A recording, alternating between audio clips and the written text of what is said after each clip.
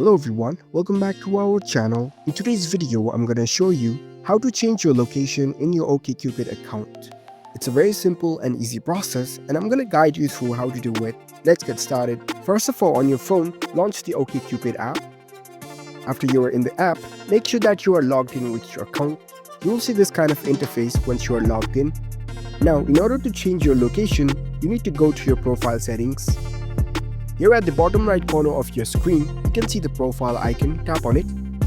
Now that you are in your profile page, you can see the edit option with the pencil icon at the top right corner over here. Tap on it.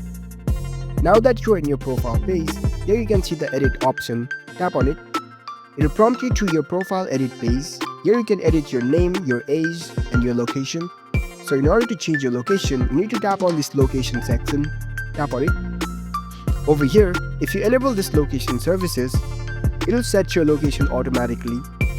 So select this enter location manually option, and from here you can change it to your desired location. You can select your preferred country and your city, and you can tap on the save button at the bottom. So that's it. That's how you can easily change your location in your OkCupid account. If you found this video helpful, don't forget to give this video a thumbs up and subscribe to our channel for more tech tips. Thank you for watching.